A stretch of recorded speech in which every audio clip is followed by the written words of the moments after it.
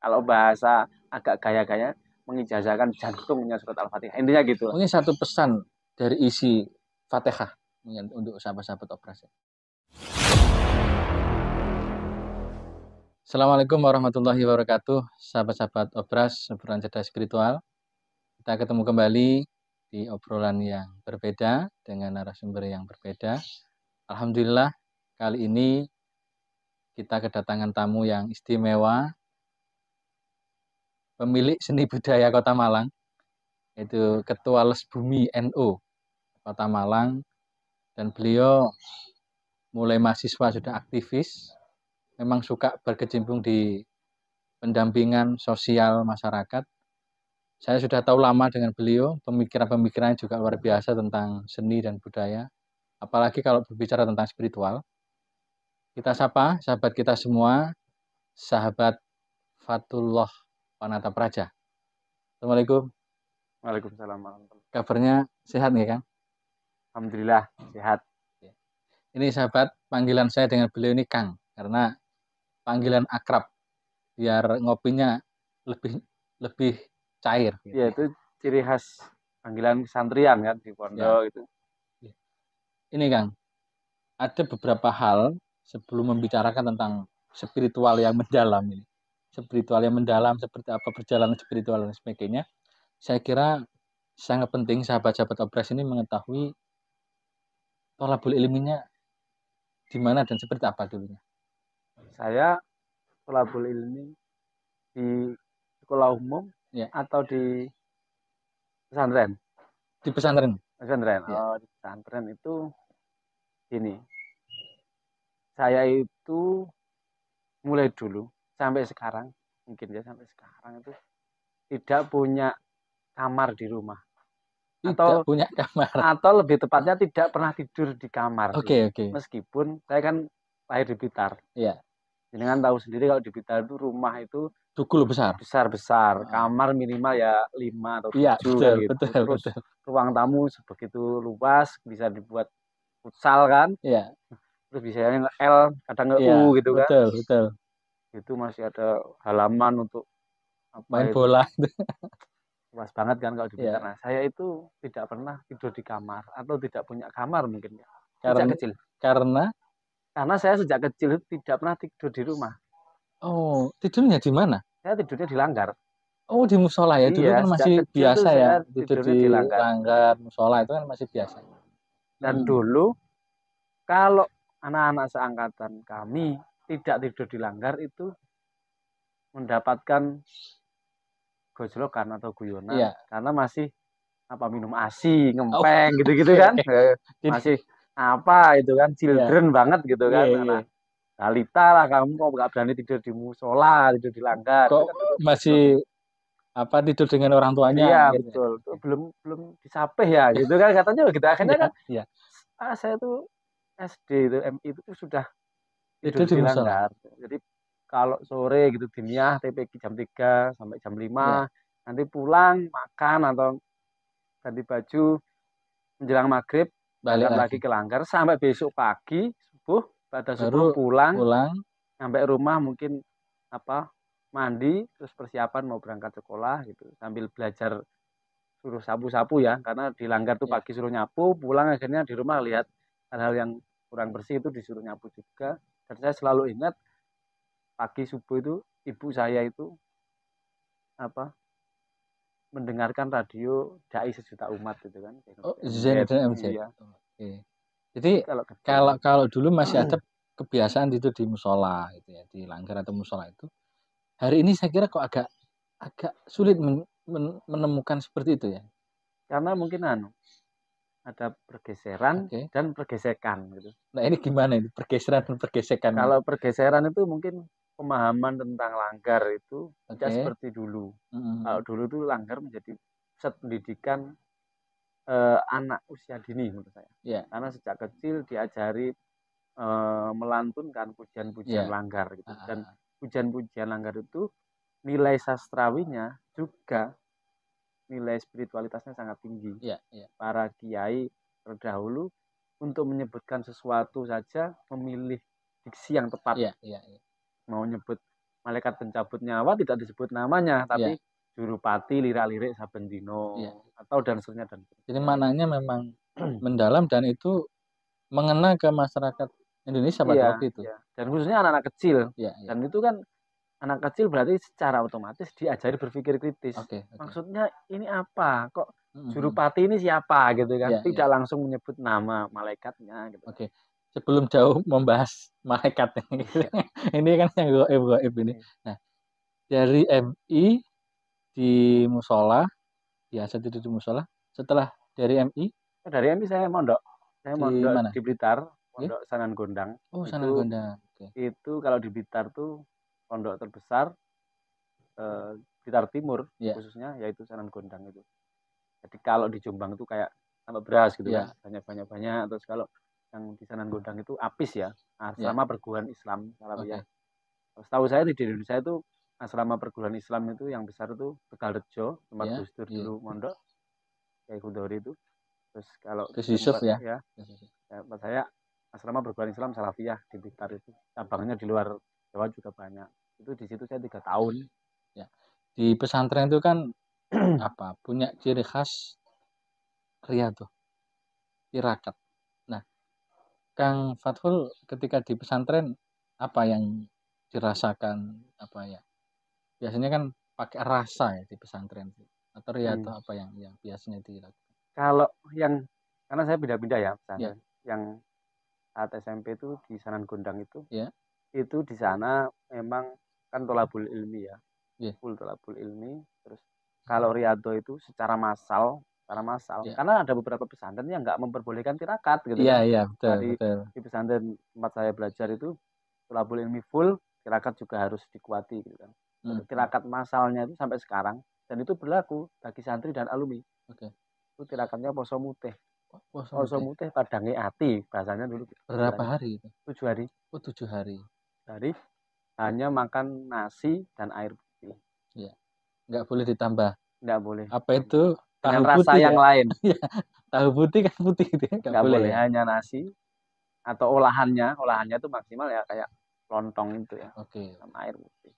Dan itu berat sekali. Berat sekali karena beratnya secara fisik berat karena hari 1 ke 2 masih tahan makan nasi. Hari ke-4 ke-5 nasi sudah terasa seperti sabun wing. Betul. Hari ke-6 ke-7 sudah tidak membutuhkan itu. Hanya menguatkan diri pakai air toh. Iya, biasanya begitu. Makan sudah tidak terasa enak. Iya, nggak kuat gitu. Kayak tubuh itu sudah menolak karbohidrat gitu.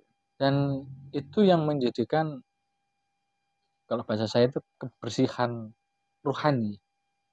Atau seperti apa pemaknaan? Karena judulnya itu kan poso mutih padange ati kan, untuk membersihkan hati supaya apa? Supaya gampang disinari cahaya ilmu kan sebenarnya itu untuk membersihkan mangkok atau inilah ini kan gelas kita ini kalau udah bersih itu kan gampang gitu.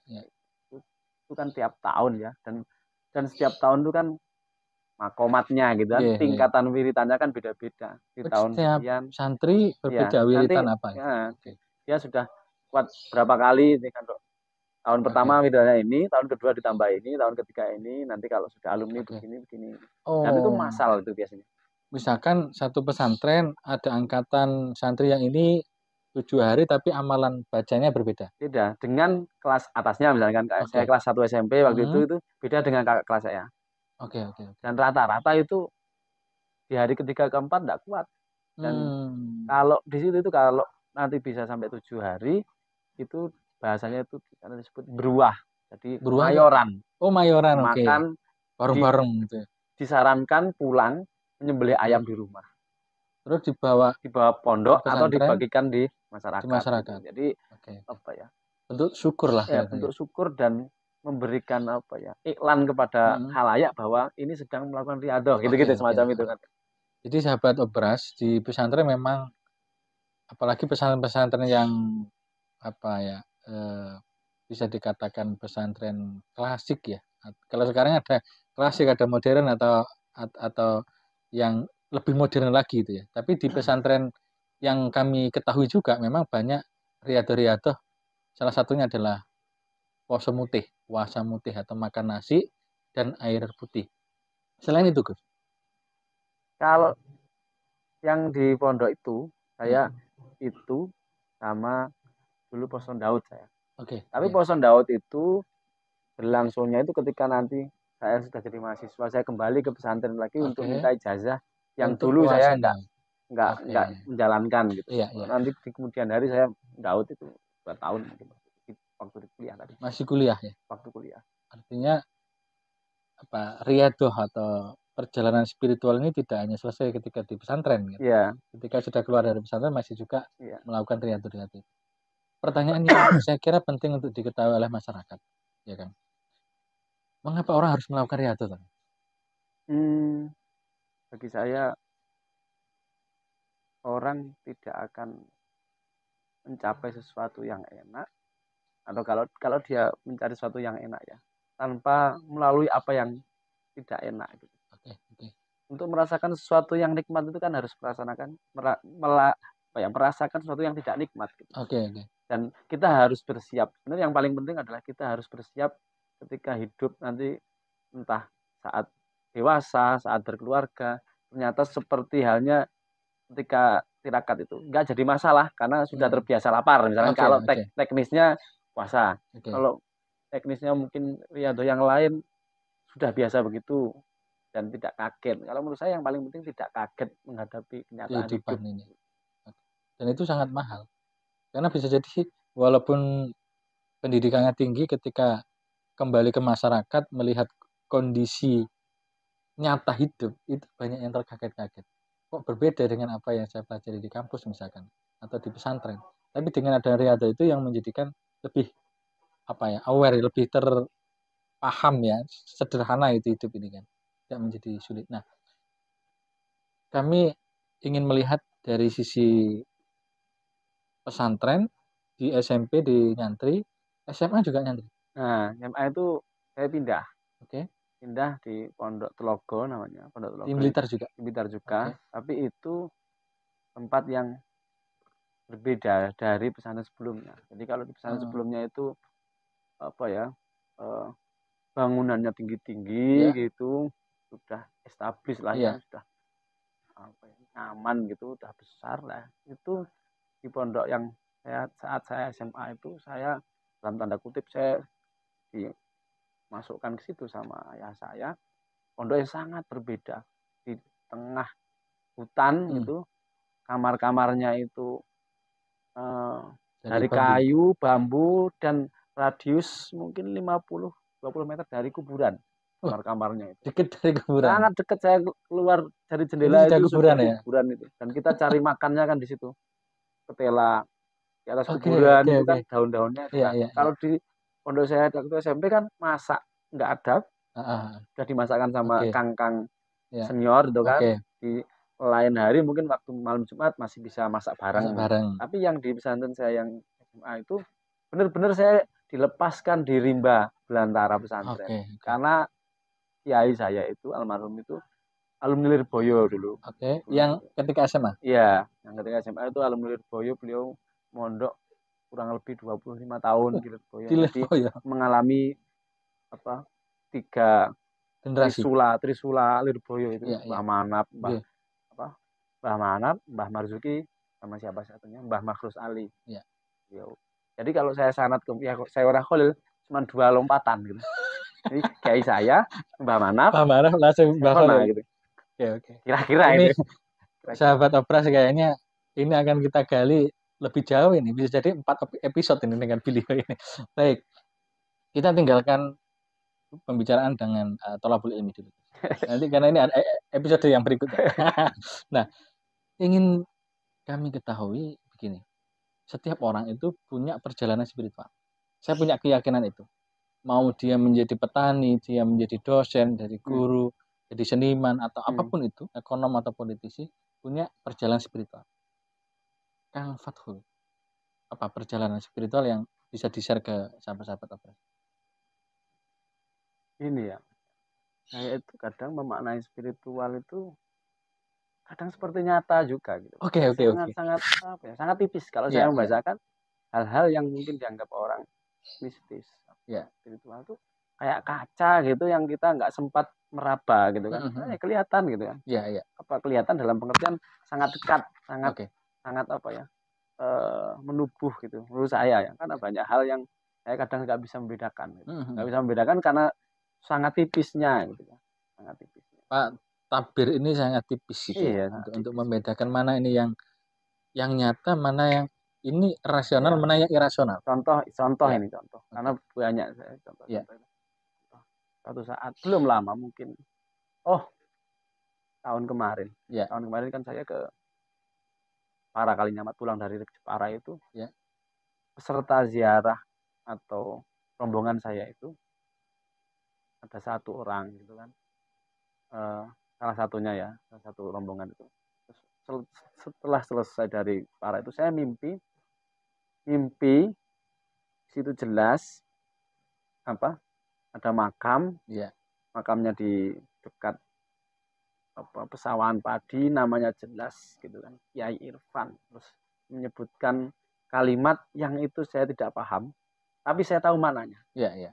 Berbahasa nggak ngerti itu bahasa apa gitu. Okay. Misalkan waktu itu mengatakan Sugosolo gitu. Sugosolo itu saya nggak ngerti artinya apa, tapi saya tahu maksudnya. Maksudnya kalau sedang santai kesini gitu. Oke. Terus ada panggilan khusus lah kira-kira gitu ya. Saya kira itu normatif untuk pemberitahuan. Kalau ada waktu senggang di sinilah gitu. Sebutkan nama Kiai Irfan gitu. Di situ saya melihat salah satu teman rombongan itu ayahnya sama ibunya. Nah, ini kok mimpi yang sangat berpotensi lama saya ingat gitu. Saya kan punya keyakinan bahwa kalau ada mimpi yang berpotensi lama bisa saya ingat lebih dari 24 jam, itu berarti ini kayaknya beneran. Dan saya sering niteni gitu. Karena sudah sering niteni, oh ini potensinya ini panjang, ini berarti beneran. Langsung saya WA anak yang ada dalam mimpi itu. Saya mimpi ada di makam, nama makamnya Kiai Irfan, terus dikasih teks kalimat begini, di situ ada kamu, ada ayahmu. Itu saya nggak ngerti, cuman saya mimpi itu aja. Respon dari teman, dia langsung tanya ke ayahnya. Ya, ini kakak kelas saya begini di makam Kiai Irfan, begini. Loh, itu gurunya ayah itu, Le. Itu gurunya. Berarti kan bener. Saya nggak kenal, tiba-tiba sangat jelas, sorry ini namanya jelas. Terus nyebut di situ ada NU macam-macam gitu. Ternyata beliau Rois Surya NU Mojokerto kalau nggak salah. Dan saya kan nggak ngerti waktu itu. Artinya almarhum kok. Perjalanan di luar sesuatu yang nyata ini, dunia ini, ada perjalanan yang irasional yang tidak semua orang bisa masuk di wilayah itu kira-kira. Sebenarnya mungkin bisa, cuman tebal tipisnya itu loh, membedakan ini nyata apa halusinasi atau apa. Tapi kalau ada keyakinan di dada bahwa itu ini beneran ini kayaknya. Karena ada potensi untuk saya bisa bertahan mengingatnya itu. Beneran ini. Terus itu kan kayak kalau teknologi hari ini itu kayak Elon Musk gitu. Elon Musk sama siapa, tokoh siapa tuh Jokowi atau siapa ngobrol begini dengan bahasa masing-masing tapi paham maksudnya kan? Kayak yang saya ceritakan tadi.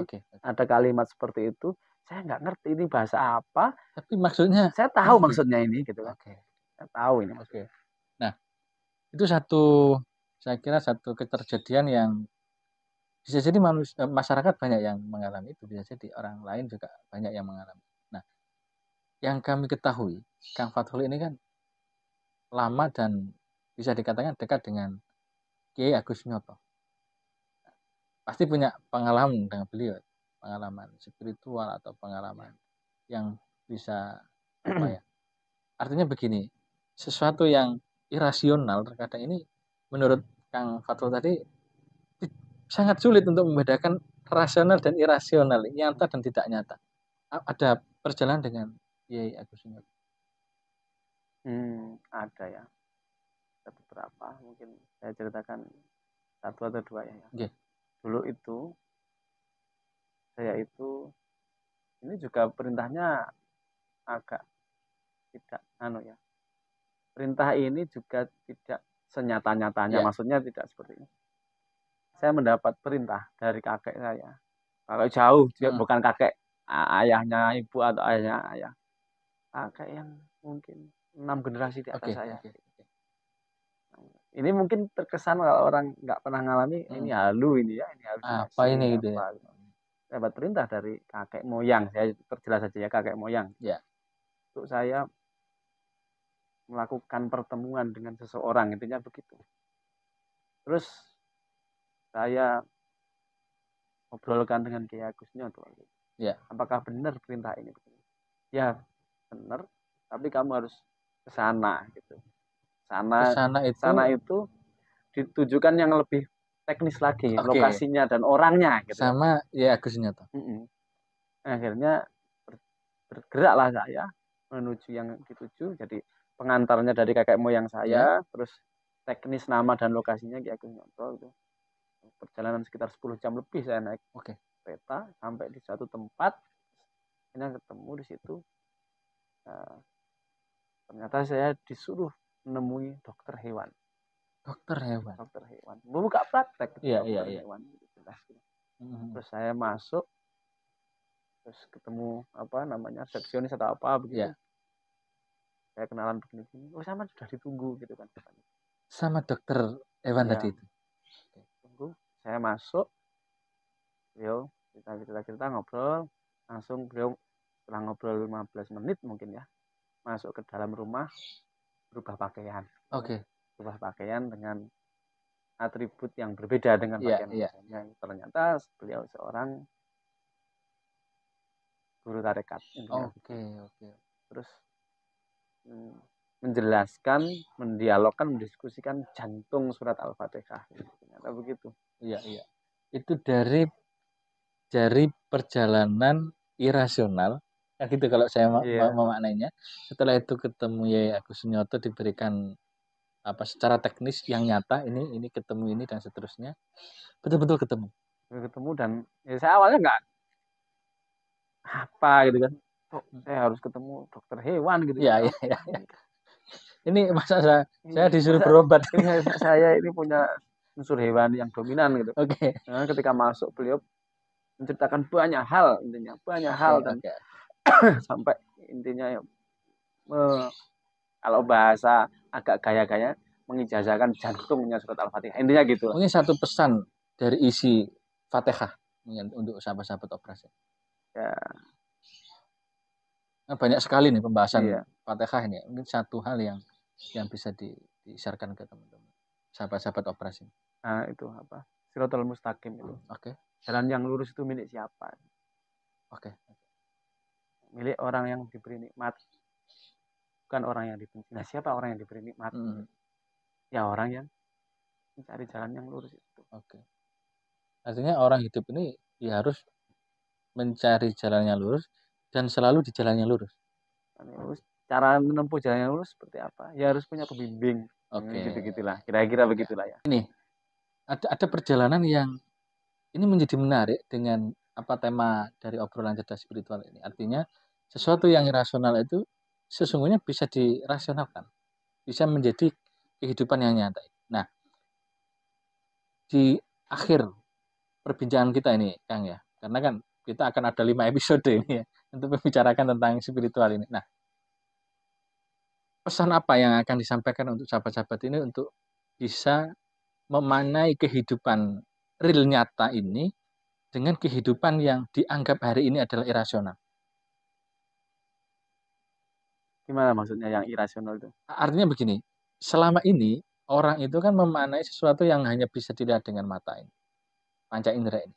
Tapi ada kehidupan yang itu tidak bisa dilihat oleh mata. Yang tadi itu bisa dari mimpi, bisa dari isyarah-isyarah langit lah bahasa saya.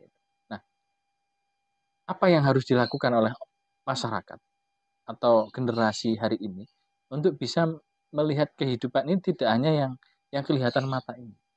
Kalau menurut saya itu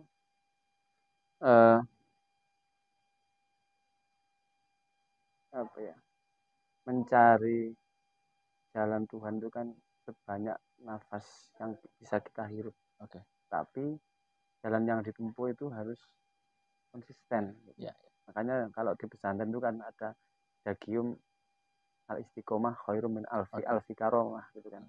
Istiqomahan itu konsistensi, disiplin itu memiliki derajat yang tinggi dari beribu-ribu atau berjuta-juta kemuliaan. Jadi misalkan kalau kita punya keistiqomahan baca apa, ya istiqomah. Oke. Apa? Kayak orang jualan itu.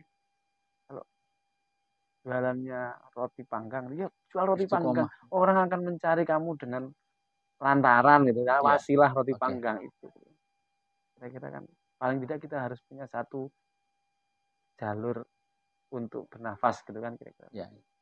Untuk bagaimana nanti pada posisi endingnya adalah bahasa ekstrimnya adalah mengenal Tuhan, atau kalau ketemu kan terlalu ekstrim lah ya, mengenal Tuhan gitu, dengan jalan yang diistiqomahkan. Iya.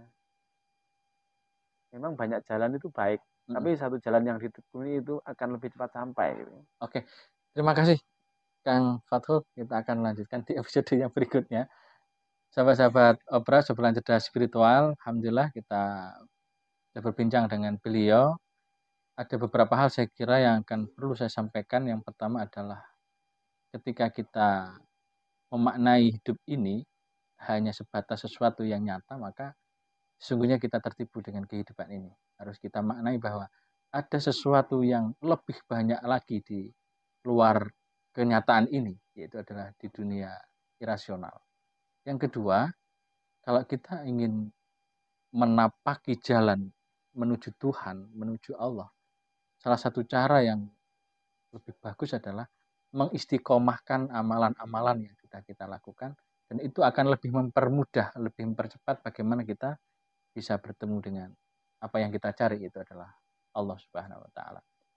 Sahabat-sahabat Obras, Obrolan Cerdas Spiritual, ikuti terus podcast ini dan jangan lupa subscribe, like, dan komen terbaik. Kurang lebihnya mohon maaf. Wallahul muwaffiq ila aqwamit thoriq. Assalamualaikum warahmatullahi